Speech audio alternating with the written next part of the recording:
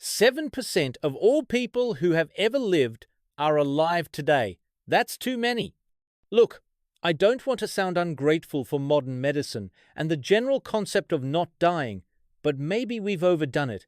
7% might not sound like a lot, but when you realize that the other 93% includes every caveman, every medieval peasant, every Victorian factory worker, every bloke who fought in a war without shoes, that's a rather staggering number of people.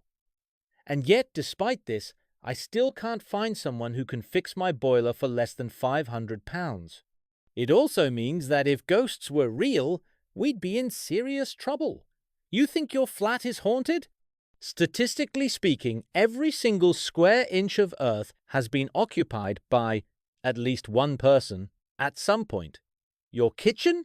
Someone definitely died there. Your bed? Someone was probably born there, and not in a nice sanitary hospital way, but in a quick boil some water and get the neighbor, the baby's coming way. Even your local Tesco? Once a field. Before that, probably a battlefield. Before that, some bloke's house. Yet, despite being outnumbered 13-1 by the dead, we don't hear from them. Either they've got better things to do, or they took one look at the state of the world and went, "Nah, you lot can crack on without us." Which, honestly, fair enough. If I'd lived through the Black Death only to return and find that people now willingly drink oat milk, I prefer soya myself, I'd probably stay quiet too.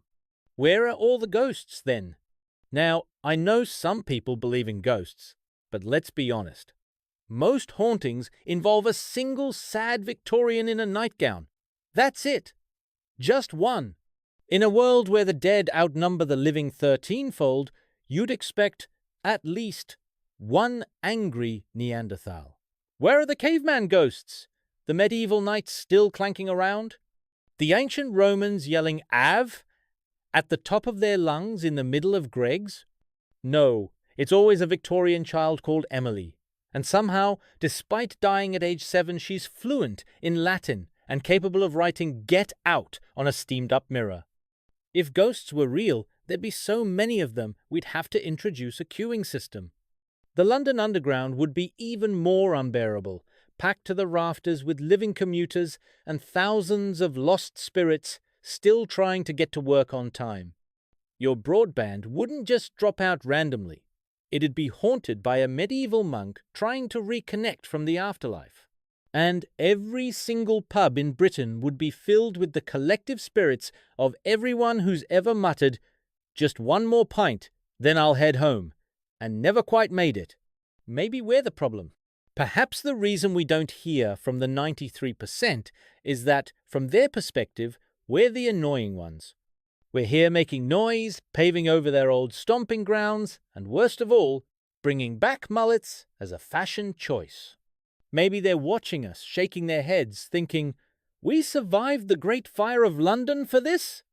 And the 7% that are alive?" Well, let's be honest. We're not exactly making a great impression.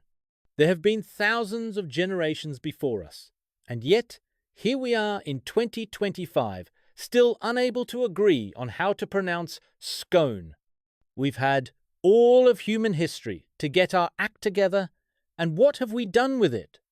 Invented social media algorithms that turn family members into conspiracy theorists, re-released Shrek in 4K, and collectively decided that the best way to eat crisps is to put them in a sandwich.